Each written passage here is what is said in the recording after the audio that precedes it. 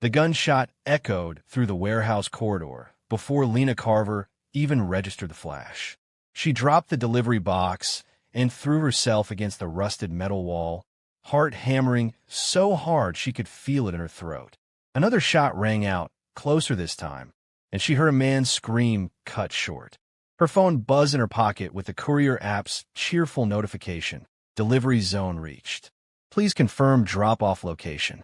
She wanted to laugh at the absurdity. The app had routed her through Rustline District at 11:47 at night, through corridors where even the streetlights had given up. The freezing rain hadn't stopped for 3 days, and the puddles reflected nothing but darkness. Lena pressed herself flatter against the wall, her breath coming in sharp white clouds. 23 years old, and this was how it ended. Not in a hospital saving lives like she'd planned, but in an industrial graveyard delivering someone's late-night takeout.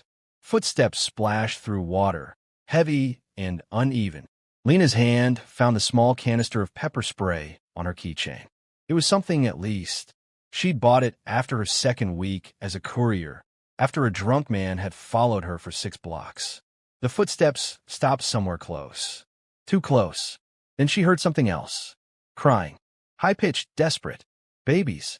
Lena's medical instincts fired before her common sense could intervene. She pushed off the wall and moved toward the sound, keeping low. Around the corner, illuminated by a single flickering security light, she saw them. 2 infant carriers sat in a puddle beside a graffiti-covered loading dock. The babies inside were screaming, their tiny faces red and contorted. And slumped against a shipping container, one hand pressed to his shoulder, sat a man drenched in blood. He raised a gun with his other hand, aimed directly at her chest. Walk away. His voice was barely above a whisper, but it carried absolute authority. Turn around and walk away. Forget you saw this. Lena froze, hands up, but her eyes were on the carriers. The babies couldn't be more than 3 months old. Their cries were weakening. Hypothermia, she thought automatically. Exposure. They wouldn't last long in this cold. I said walk away. The man's hand trembled, making the gun shake. They're dying. Lena heard herself say. Those babies. They're dying right now. Not your problem. They're someone's problem. She took a step forward, watching his eyes. They were dark, almost black in the dim light, and exhausted beyond measure. You're not going to shoot me. You don't know that. Yes, I do. Another step. Because if you wanted me dead, you would have already pulled the trigger.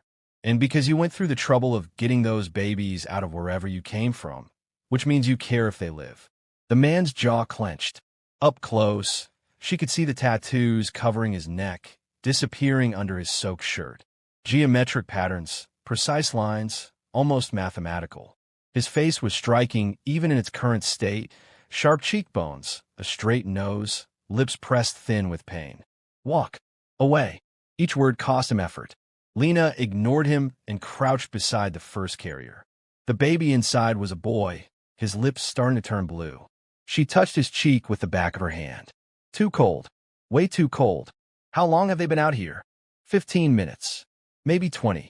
Jesus Christ. She looked at the second carrier. Another boy, identical to the first. Twins. I need to get them warm. Now. You can't. The man tried to stand and collapsed back against the container with a grunt of pain. Blood seeped through his fingers where he clutched his shoulder. You need a hospital, Lena said, assessing him with the clinical detachment her abbreviated medical training had taught her. That's a gunshot wound. You're going into shock. No hospitals. No police. Then you're going to die. Probably. He looked at the babies, something cracking in his expression. But they don't. They can't. Lena stood up, making a decision that would alter the entire trajectory of her life. My apartment is 6 blocks from here. I can stabilize you. Maybe. She grabbed the first carrier. But we move now, or we all freeze to death having this conversation. The man stared at her like she'd grown a second head. You don't know who I am. Don't care. She hooked the second carrier on her other arm, the weight making her shoulders scream. Are you coming or not? He tried to stand again, made it halfway, and fell. Lena set the carriers down carefully and moved to his side, getting under his good arm. He was heavier than he looked, solid muscle under the soaked clothes. The gun pressed against her ribs. "If you're planning to rob me," she said, half dragging him forward, "I have $43 in a phone that's 2 generations old. I'm not going to rob you." His voice was strained. "I'm going to get you killed. Everyone keeps telling me what's going to happen to me tonight." Lena adjusted her grip, ignoring the blood, now soaking into her jacket. "How about we just see how it goes?" They made it 3 blocks before he passed out completely. Lena considered leaving him and just taking the babies. She should have. But something in the way he'd looked at those carriers stopped her. Desperation, yes. Fear, obviously. But also love. Fierce, unquestionable love. So she dragged him the remaining blocks, stopping every few meters to catch her breath and check on the twins. By the time she reached her building in East Briar Flats, her arms were numb and her back screamed in protest. The building was a 6-story walk-up that smelled like mildew and someone's perpetual cabbage cooking. Lena lived on the 3rd floor, which had seemed fine when she'd signed the lease. Now, staring at the stairs with an unconscious man and 2 babies, it felt like Everest. She managed it through sheer bloody-mindedness, dragging the man up 1 step at a time while the babies cried. Mrs. Chun from 3B opened her door, saw Lena's blood-soaked state, and closed it again without a word. That was East Briar Flats. People minded their business because they needed others to mind theirs. Her apartment was a studio, barely 400 square feet. Lena kicked the door, closed behind her, and lowered the man onto her only couch. She grabbed towels from the bathroom, stripped the babies out of their wet clothes, and wrapped them in everything warm she could find. Then she cranked the space heater to maximum, even though it would kill her electricity budget for the month. The babies' cries faded to whimpers as they warmed. Lena checked their temperatures, their pulses, their breathing. Not great, but stable. They'd live. Probably. She'd need formula, diapers, actual baby supplies. But first, the man bleeding on her couch. She pulled his jacket off, then his shirt, and stopped. The tattoos didn't end at his neck. They covered his entire torso in intricate, interconnected patterns. Not artistic flourishes or traditional designs. These were precise, geometric, almost like blueprints. Maps. Her mind, always analyzing, recognized street layouts, building markers, coordinate grids. "They're ciphers," the man said, making her jump. His eyes were open, fever-bright. "Routes, safe houses, supply chains. The entire network written on my skin." "Who are you?" Lena asked quietly. "Jin-Wol Han." He said it like she should recognize the name. She didn't. "And you just made the worst mistake of your life, bringing me here." "Noted." She examined the gunshot wound. "Entry, no exit. The bullet was still in there. This is going to hurt." "Everything hurts." Lena gathered supplies. She had more than most people would, remnants from her paramedic training before the money ran out. Sterile gauze, antiseptic, surgical scissors. No anesthetic, though. Nothing for the pain except the bottle of whiskey her brother Caleb had left last Christmas. "Drink this," she said, handing it to him. Jin-Wol took 3 long swallows and set it aside. "Do it." She practiced this procedure on dummies and cadavers. Never on a living person. Never in her kitchen with a man who might be a criminal. But her hands were steady as she cleaned the wound, located the bullet, and began the extraction. Jin-Wol made no sound except for his breathing, which became sharper and more controlled. "Why did you help?" he asked through gritted teeth. "The babies were dying." "That's not an answer. It's the only one I have." Lena felt the forceps close around the bullet. Almost there. Most people would have called the police. Most people aren't broke ex-medical students who know what happens to people in this neighborhood when police show up. She extracted the bullet with a wet sound and dropped it in a bowl. "Besides, you asked me not to. And you always do what armed strangers ask. Only when they're bleeding out in front of crying babies." She irrigated the wound, packed it with gauze, and began stitching. Her hands remembered the motions from countless practice sessions. "These babies, they are yours." Jin-Wol's silence was answer enough. "Someone tried to kill all 3 of you," Lena continued, working steadily. "But you got out. With them. Most people wouldn't. Most people would save themselves. You don't know what I've done. Don't care." She tied off the last stitch and sat back. "Done." You'll need antibiotics, real ones from a pharmacy, and you should probably stay still for a few days. Jin-Wol looked at her like she was insane. I can't stay here. Then you'll tear the stitches and bleed out somewhere else. Lena stood, washing her hands in the sink. Your call. But those babies need you alive, which means you need to heal. One of the twins started crying again. Lena went to him, checking his temperature. Better, but still not normal. She needed to feed them, needed supplies, needed to figure out what she'd gotten herself into. Your courier route tonight, Jin-Wol said suddenly. Did you choose it? The app assigns routes. Check your phone. Look at exactly where it sent you. Lena pulled out her phone, opened the courier app, and stared at the route. It had taken her 3 blocks out of the optimal path, directly through that specific corridor. The delivery address itself was an empty lot. Someone hacked it, Jin-Wol said. Redirected you. Made sure you'd be there at that exact time. Why? Because you're nobody. He said it without cruelty, a simple fact. A courier. Someone invisible. Someone whose disappearance wouldn't raise questions. They planned to kill me and the boys, and they needed a witness. Someone take the fall. You were convenient. Lena's stomach turned cold. Who is they? The people I used to work for. The people who want me dead. Jin-Wol shifted on the couch, wincing. I should go. Now, before they connect you to this. It's too late for that, isn't it? Lena looked at him. If they hack my app, they already know my name. My address. Everything. Jin-Wol's expression was answer enough. Okay. Lena's voice was surprisingly steady. Okay. So what do we do? We? There's no we. Jin-Wol, try to sit up. You did a good deed. You saved the babies. Now you walk away. To where? If they know who I am, walking away doesn't change anything. Lena felt the reality settling over her. I'm already involved.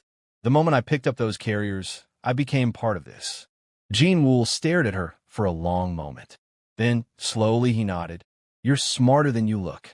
I was in the top 10% of my medical school class before I dropped out.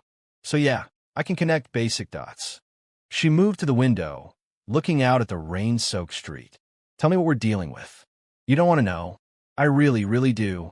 Jin-Wol leaned back, exhaustion evident in every line of his body.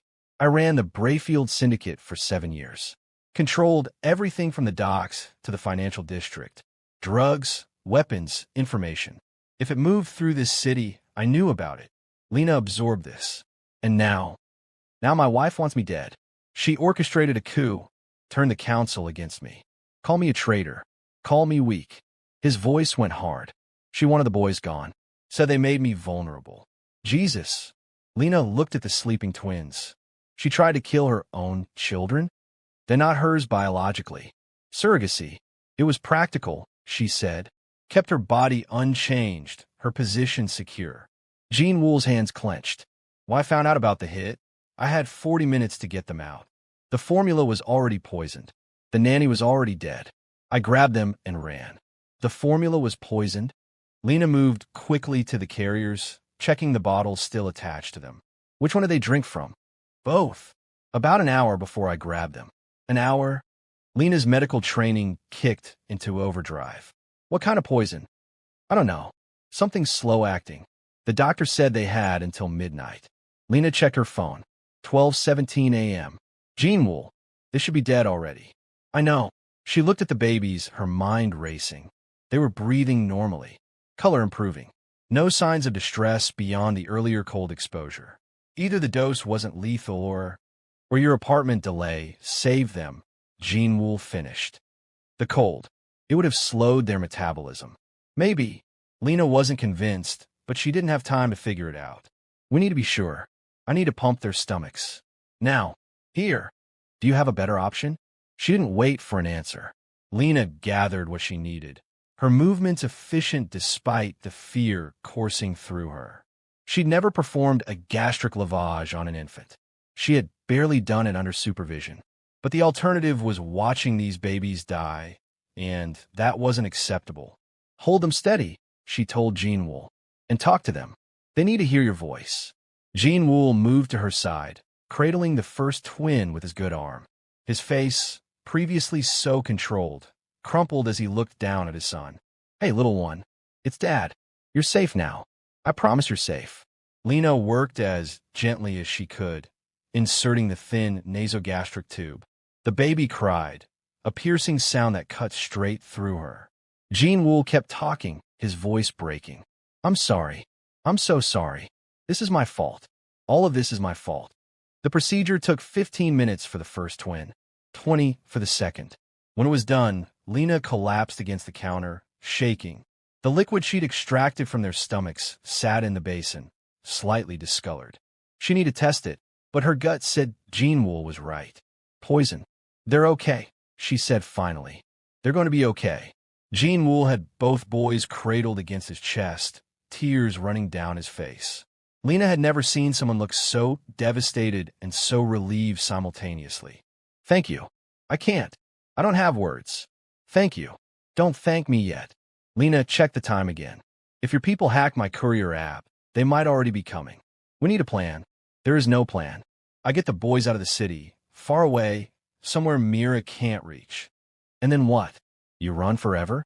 They grow up looking over their shoulders. Better than dead. Is it? Lena surprised herself with the question. Is that really better? Jin-Wol looked at her sharply. What are you suggesting? I don't know yet.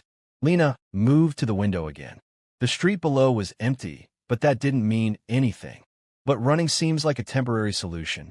Your wife has the whole syndicate behind her, right? Resources, people, money. You have a bullet wound and 2 babies.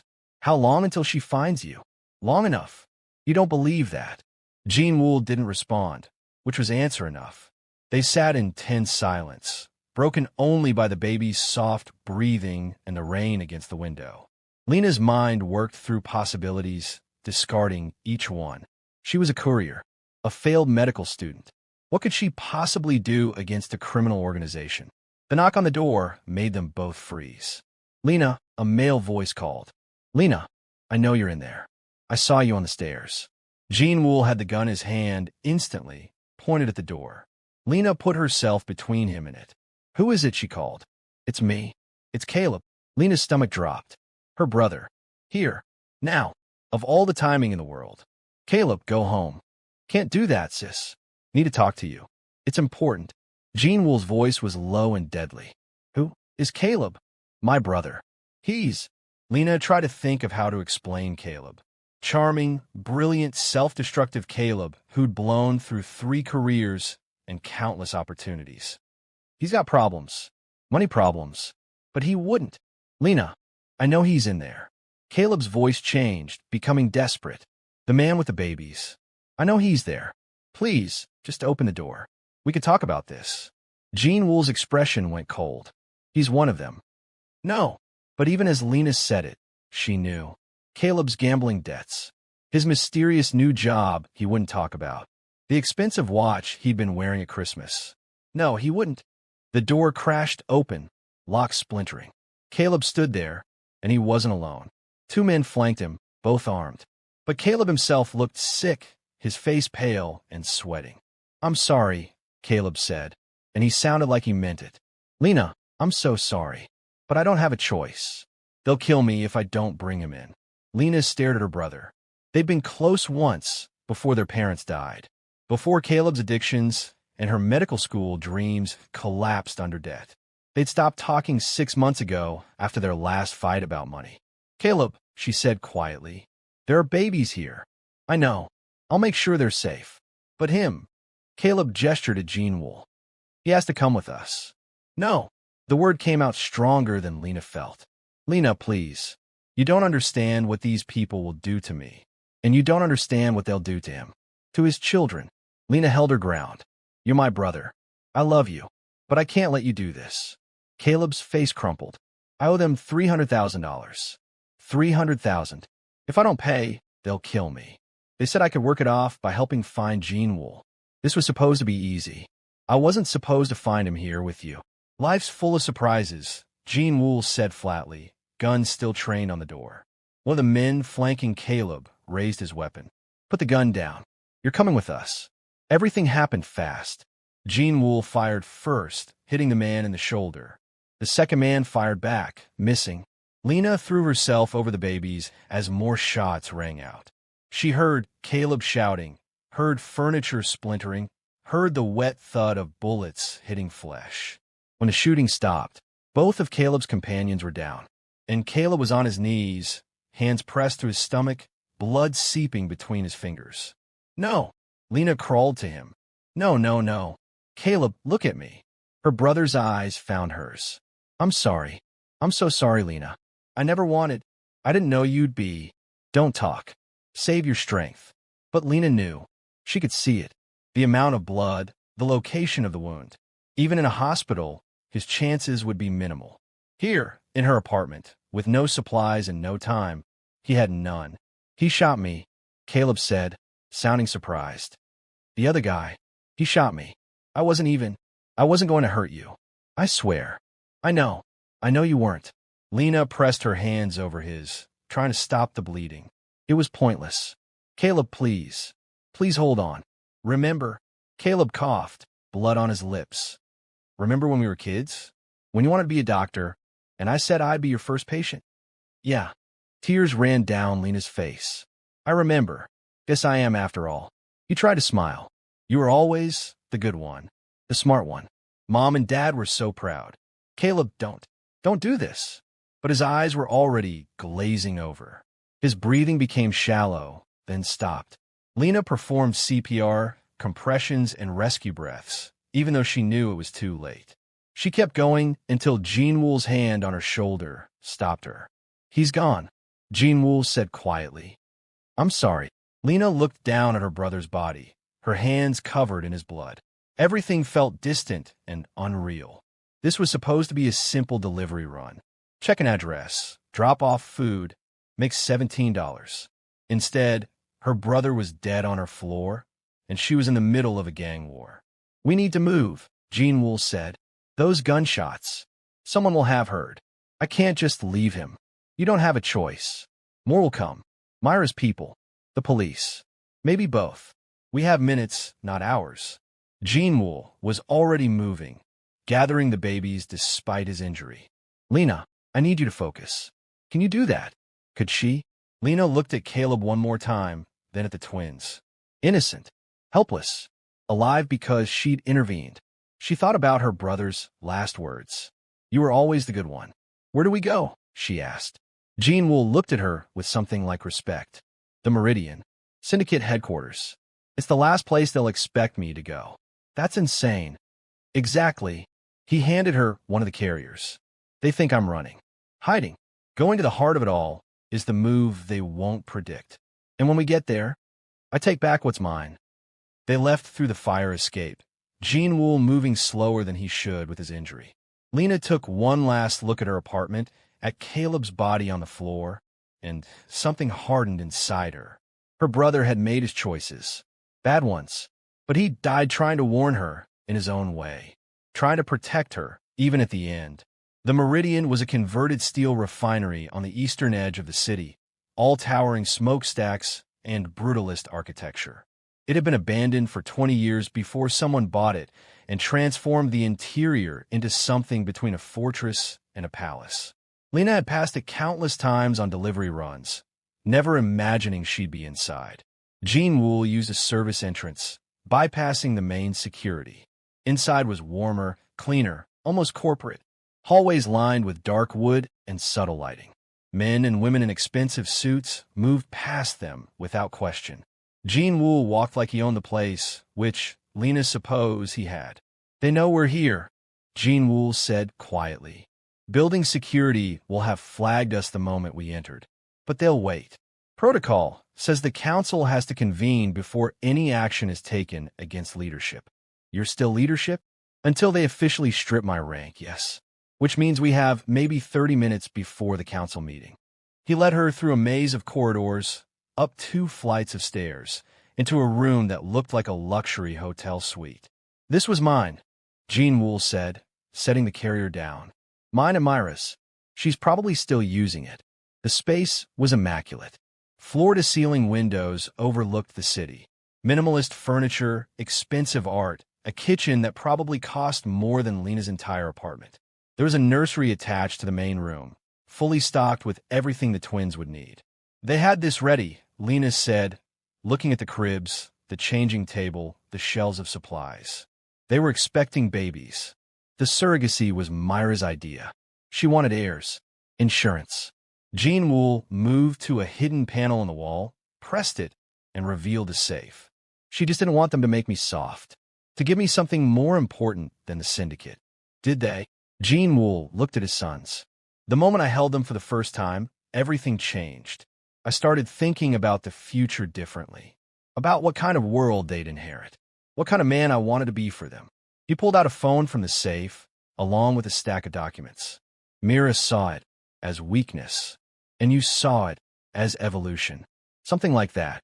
He powered on the phone, scrolling through contacts. I'm calling a council meeting. Emergency session. It's within my rights as founding member. They tried to kill you. Won't they just finish the job? Not while the babies are here. Not in headquarters. There are rules, old rules, about harming children in the sanctum. Even Mira won't break those. Jin-Wol made the call, his voice taking on a tone of absolute authority. This is Jin-Wol Han. Emergency session, council chambers, 30 minutes. This is not optional. He hung up and looked at Lena. Now comes the hard part. You need to leave. Take the boys. There's a car in the underground garage, keys in the safe. Drive until you hit the state line, then keep going. What about you? I'm going to face the council. Mira, all of them. And either I walk out in charge, or I don't walk out at all. Lena looked at him. This man who'd held a gun on her hours ago, who'd cried over his children, who was about to walk into what was essentially a trap because the alternative was running forever. No, she said. No, I'm not leaving. I'm not taking the boys and abandoning you. Lena sat down, surprising herself with her certainty. You said there are rules about harming children here. That protection extends to me while I'm with them, right? Technically, yes. But Lena, but nothing. You need leverage. You need something Mira doesn't expect. Lena's mind was working fast now, connecting pieces. I'm nobody, remember? A courier. Invisible. Someone who saved your children when she had every reason to walk away. Someone who has nothing to do with your world and everything to do with the choice you made to protect your sons. Jin-Wol stared at her. You want to come to the council meeting? I want to be there when you face the people who try to kill these babies. Yes. They'll eat you alive. These are people who've built empires on violence and intimidation. And I'm someone who just spent the last 6 hours keeping 3 people alive against all odds. Lena held his gaze. I'm not afraid of them. I'm afraid of what happens to these boys if you die tonight, and I'm not there to speak up. Jin-Wol was quiet for a long moment. Then, unexpectedly, he smiled. You're either incredibly brave or incredibly stupid. Can it be both? It usually is. He checked his watch. 20 minutes. We need to prepare. The council chambers were exactly what Lena expected from a crime syndicate trying to play at legitimacy. A long table of polished wood, leather chairs, recessed lighting that cast dramatic shadows. 12 seats, 8 of them filled when Jin-Wol entered with Lena behind him, each carrying a baby. The woman at the head of the table was stunning. Mira's CEO stood as they entered, her expression carefully neutral. She was Jin-Wol's age, maybe younger, with sharp features and eyes that missed nothing. Her suit was impeccable, her hair pulled back in a severe style that somehow made her more beautiful. Jin-Wol, she said, voice smooth as silk. How unexpected. We'd heard you were dead. Disappointed? Curious. Myra's gaze moved to Lena, dismissive. And you brought a guest. How quaint. Lena Carver, Jin-Wol said formally. She saved my life tonight, and the lives of my sons. Did she? Mira sat back down, gesturing for the others to do the same. The council members were a mix of ages and backgrounds, unified only by the aura of controlled violence they all projected. Miss Carver, tell me, do you know who you're protecting? A father, Lena said before Jin-Wol could stop her. I know that much. A father. Myra's laugh was cold. Is that what he told you? Did he mention the 17 people he killed in the territorial dispute of 2021? Or the federal prosecutor who disappeared after getting too close to our operations? Or perhaps the... I don't care, Lena interrupted. Every eye in the room fixed on her. I don't care what he's done. I care that someone tried to poison 2 babies. I care that the same person orchestrated a coup and tried to have her husband assassinated. That's who I care about stopping. The temperature in the room dropped 20 degrees. Myra's expression didn't change, but something dangerous flickered in her eyes. You have courage, I'll grant you that. Stupidity, certainly. But courage. Jin-Wol, your taste in strays has improved. Lena isn't a stray, Jin-Wol said quietly. She's under my protection. Touch her and the old laws apply. The old laws, one of the council members scoffed. He was older, maybe 60, with scars that suggested a violent past. You invoke tradition after trying to dismantle everything we've built. I invoked evolution, Jin-Wol shot back. There's a difference. Evolution that would have made us weak, Mira said. You wanted to legitimize operations. Move away from enforcement, from protection rackets, from everything that gave us power. You wanted to turn us into a corporation. I wanted to turn us into something sustainable, something that wouldn't get crushed the moment the federal government decided to pay attention. And in the process, you would have destroyed what made us strong. Mira stood, moving around the table with predatory grace. You became soft, Jin-Wol. The moment those babies were born, you lost sight of what matters. Power, control, survival. I gained sight of what matters, Jin-Wol countered. A future, something beyond endless territorial wars and body counts. Philosophical nonsense. Mira was close now, looking at the babies Jin-Wol held. They're beautiful, I'll admit. Perfect specimens. But they made you vulnerable. They made you question. And in our world, questioning gets you killed. In your world, Lena said, making Mira turn to her. Not his. Not anymore. The courier speaks again. Myra's smile didn't reach her eyes. Tell me, Miss Carver, what makes you think you have any right to an opinion here? The same thing that makes you think you have the right to murder children. Absolutely nothing, except I'm willing to admit it. The room went deadly silent. One of the council members actually laughed, a sharp bark of sound. Myra's composure finally cracked, fury flashing across her face before she controlled it. Bold words from someone who stumbled into this by accident. Was it an accident? Lena asked. You hacked my courier app. Send me to that exact spot at that exact time. You want a witness. Someone to blame when Jin-Wol and his sons turn up dead. But you didn't count on someone actually helping. On someone caring enough to intervene. And what did your caring get you? Mira asked. A dead brother, from what I hear. Caleb Carver. Such a shame. He was useful, if unreliable. The mention of Caleb hit Lena like a physical blow. She must have shown it because Myra's smile turned genuine. Oh yes, I know everything about you. Your failed medical career, your mounting debts, your brother's gambling addiction that we so graciously facilitated. You were always meant to be collateral damage, dear. The fact that you survived this long is mere chance. Chance that's about to ruin your plans, Jin-Wol said. Lena's testimony proves you orchestrated everything. The app hack, the setup, the attempted murder. Council rules are clear. Any member who acts against the sanctity of the syndicate forfeits their position. Testimony from a civilian means nothing, the scarred council member said. She has no standing here. She is standing as a witness under my protection, Jin-Wol insisted. And under the old laws, witness testimony cannot be dismissed without majority vote. The council members exchanged glances. Lena could see the calculation happening, the political maneuvering. Some were loyal to Mira, clearly. Others seemed uncertain. A few looked at Jin-Wol with something that might have been respect. Even if we accept her testimony, another member said, a woman with steel-gray hair and calculating eyes, it doesn't change the fundamental question. Can the syndicate survive with Jin-Wol's proposed changes? Can we maintain power while going legitimate? We can, Jin-Wol said. We have to. The world is changing. Federal task forces are getting smarter. Technology makes hiding harder. We either evolve or we die. We've survived this long doing things the traditional way, Mira argued. Why change what works? Because it's not working. Jin-Wol gestured at the room. Half our operations have been compromised in the last year.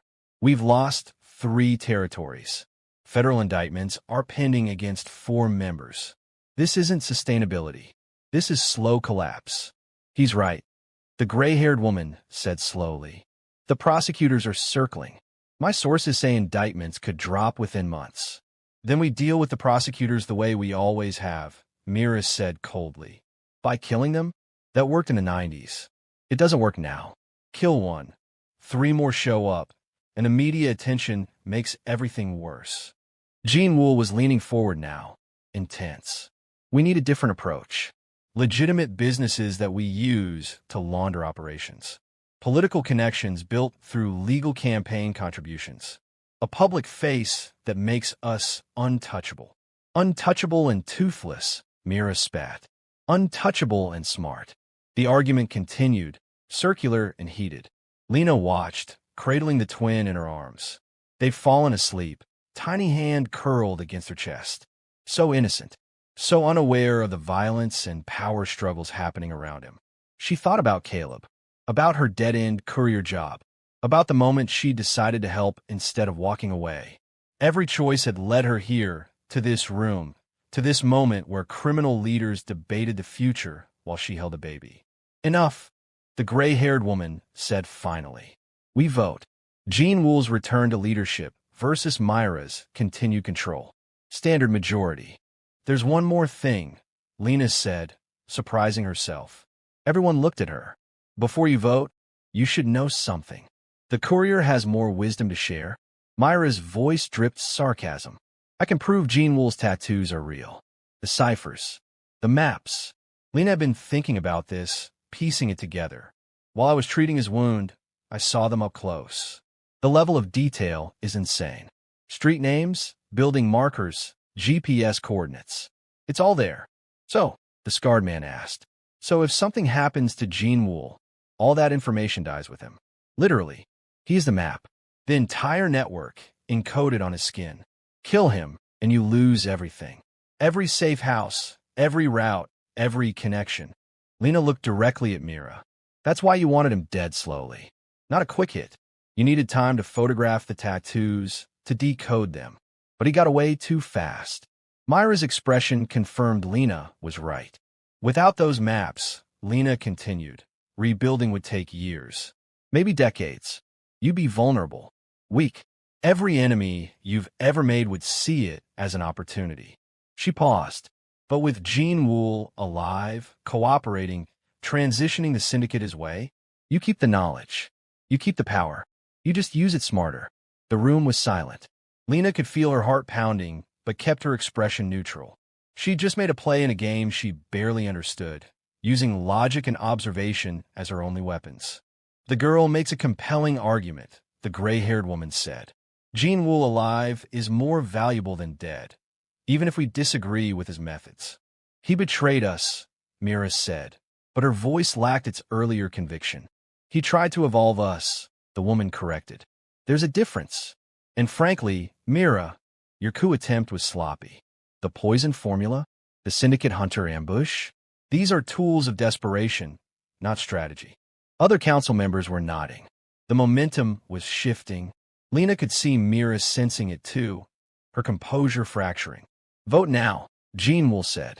Jin-Wol reinstated as primary leadership, or Myra's continued control. Show hands.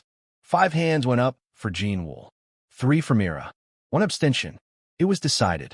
Mira stood slowly, and Lena saw the moment she chose violence over acceptance. Her hand moved to her jacket, reaching for what had to be a weapon. Everything seemed to slow down. Lena saw it happening, saw Jin-Wol starting to react, but still holding his son, saw the council members too far away to intervene. She moved without thinking, stepping between Mira and Jin-Wol, the baby still in her arms. Don't.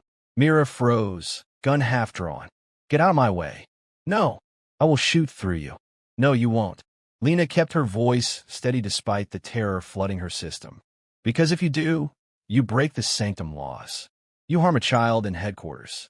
Every person in this room will turn on you. You'll die before you take another breath. Myra's hand trembled. Her eyes moved from Lena to the baby, to Jin-Wol, and back. The calculation was visible. The recognition that she'd lost. You don't understand what you've done, Mira said quietly. The enemies he'll make with his changes. The wars it will start. You think you're saving those children? You're condemning them to a harder life than anything I could have created. Maybe, Lena said, but it'll be their father's life, not yours. Mira pulled the gun fully out, and for a heartbeat Lena was certain she was about to die. Then Mira turned the weapon toward herself. Jin-Wol moved fast, hitting Mira's arm just as she fired. The bullet went wide, embedding in the ceiling. The gun clattered to the floor. Mira collapsed, not from injury, but from the weight of defeat. Take her to holding, Jin-Wol ordered. 2 council members moved to comply, hauling Mira up. She didn't resist, didn't speak, just stared at Jin-Wol with something that might have been regret. When she was gone, Jin-Wol turned to Lena. You stepped in front of gun. Yeah. For me. For them. Yeah. What? Lena looked down at the sleeping baby, then back up at Jin-Wol. Because somebody had to. Because these boys deserve a chance. Because. She paused, searching for the right words. Because walking away from that warehouse tonight would have been safe and easy and wrong. And I'm tired of safe and easy getting people killed. Jin-Wol stared at her for a long moment. Then he turned to the council. Lena Carver is under permanent syndicate protection. She speaks with my voice. Any action against her is action against me. Understood. The council members nodded, some reluctantly, some with interest. Now everyone get out, Jin-Wol said. I need to speak with Miss Carver alone. The room emptied quickly. When they were alone, Jin-Wol sat heavily in one of the chairs, wincing as his wound pulled. You realize what you've done? Got myself tangled up in organized crime? Changed the entire trajectory of this organization. Of my life. He looked at his sons. What you said about the tattoos, about me being the map. That was brilliant. Manipulation at its finest. It was true, wasn't it? Mostly. But the way you presented it, the timing, the emphasis on what they'd lose versus what they'd gain. That was strategic thinking. Jin-Wol studied her. You could be good at this. At the planning, the strategy, the logistics. It's not that different from medicine, really. Systems thinking. Problem solving under pressure. I'm not a criminal. Neither am I. Not anymore. Jin-Wol smiled slightly. I'm a businessman trying to reform a failing organization. And I could use someone smart, someone with perspective from outside this world, someone these old guard members would never see coming. You're offering me a job. I'm offering you a purpose. A way to make sure what happened to your brother doesn't happen to others. A chance to shape something instead of just surviving it. He paused. And you be protecting these boys, making sure they grow up in a world that's a little less violent than the one I built. Lena should have said no. Should have taken the car keys and driven until she hit another state, another life, another chance at normal. But normal had gotten her nowhere. Normal had killed Caleb. Normal was crushing debt and delivery routes through dangerous streets and watching her dreams die one failed payment at a time. What would I do, she asked. Whatever needs doing. Strategic planning. Legitimate business development. Medical consultation for our people. The specifics matter less than the mindset. Jin-Wol shifted the baby in his arms. These boys need more than just a father. They need a world worth inheriting. Help me build that. Lena thought about her apartment, her dead brother on the floor, the courier app that had led her into this nightmare. She thought about the moment she'd chosen to help instead of walking away. That single decision had saved 3 lives and destroyed her old one. Maybe it was time to stop mourning the destruction and start building something new. Okay, she said. I'm in. The weeks that followed were a blur of learning and adaptation. Jin-Wol moved quickly to consolidate power, removing council members loyal to Mira and replacing them with people more open to change. Lena found herself in meetings about real estate acquisitions and shipping routes, learning the language of legitimate business wrapped around criminal enterprise. She was good at it, surprisingly. Her medical training had taught her systematic thinking, and courier work had taught her the city's geography and rhythms. She could see inefficiencies the old guard missed, could suggest improvements that saved money and reduced violence. The twins, named Ji-Hoon and Ji-Woo, thrived. Lena found herself caring for them as much as Jin-Wol did, learning their different cries and preferences. Ji-hoon was calmer, more observant. Ji-woo was demanding, always wanting attention. She loved them both fiercely, protectively, in a way that surprised her. Jin-Wol kept his distance at first, professional and courteous. But slowly barriers dropped. Late nights planning strategy turned into conversations about their pasts. He told her about growing up in a neighborhood where joining the syndicate was the only path to survival. She told him about watching her parents work themselves to death to pay for medical school she couldn't finish. "We're both people who tried to escape our circumstances," Jin-Wol said one night, both of them exhausted after a council meeting. "You through medicine, me through power. Neither worked quite like we planned. But we're here now," Lena said. "We're here now," he agreed. The first major test came 2 months after the council vote.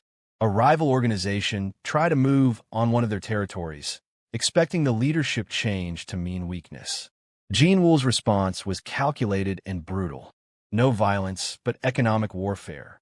They bought out the rival suppliers, undercut their prices, and systematically dismantled their operations without firing a shot. Lena watched it happen with mixed feelings. It was still destructive, still harmful. But it was smarter, more controlled. Fewer people died, even if more people suffered economically. "This is what evolution looks like," Jin-Wol explained when she voiced her concerns.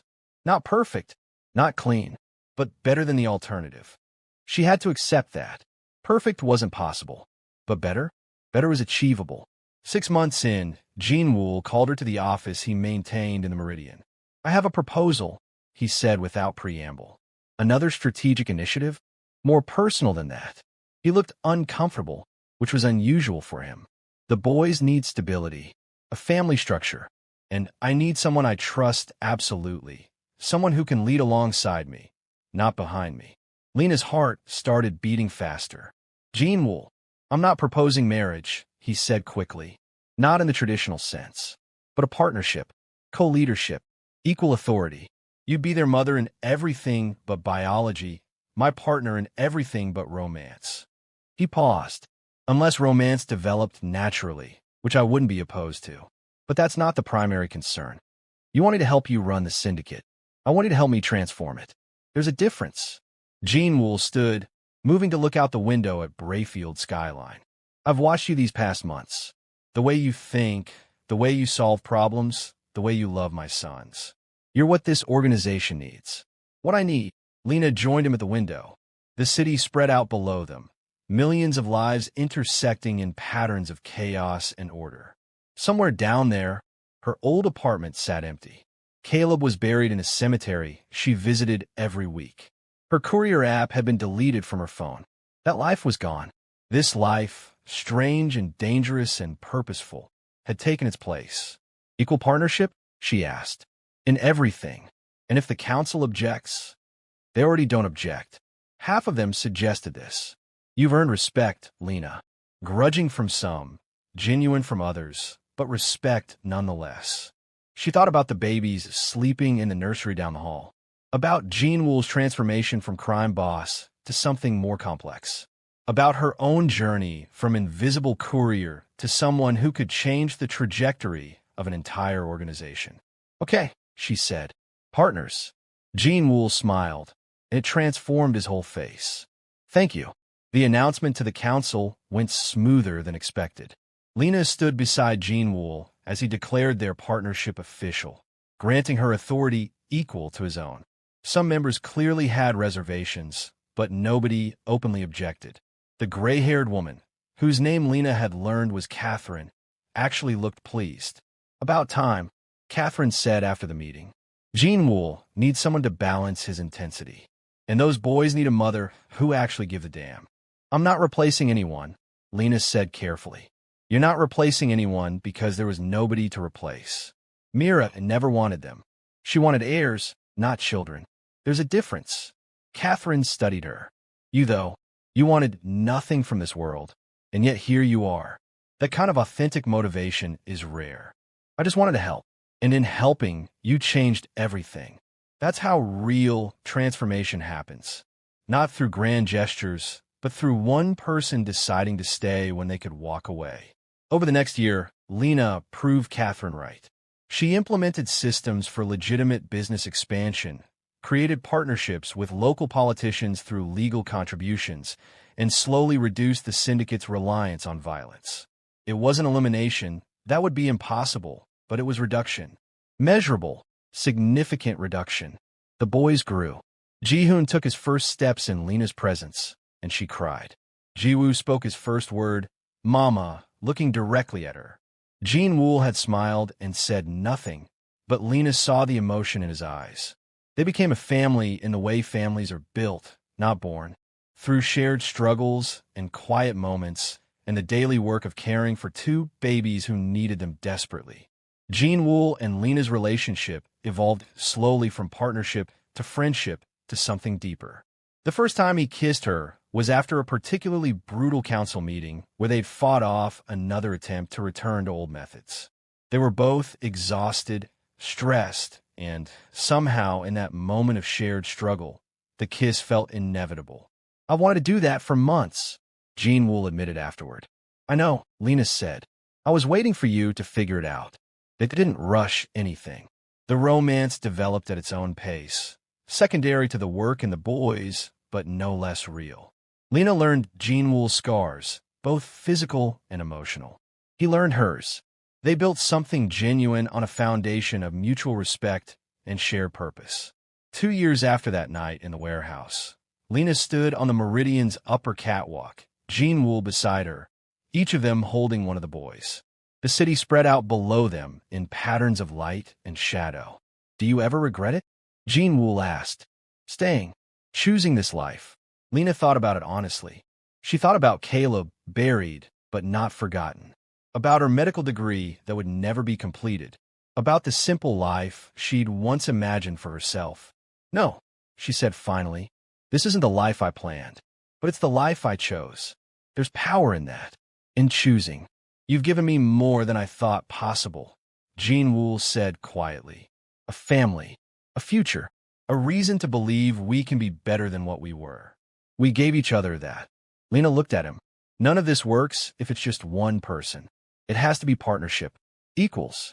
Together. Ji-hoon squirmed in her arms, pointing at something in the distance. They said clearly. Yes, Dad's right here, Lena said, smiling. Mama. Ji-woo added, not to be outdone. Jin-Wol laughed, the sound genuine and free. Hear that? You're officially Mama. No takebacks. I wouldn't want any.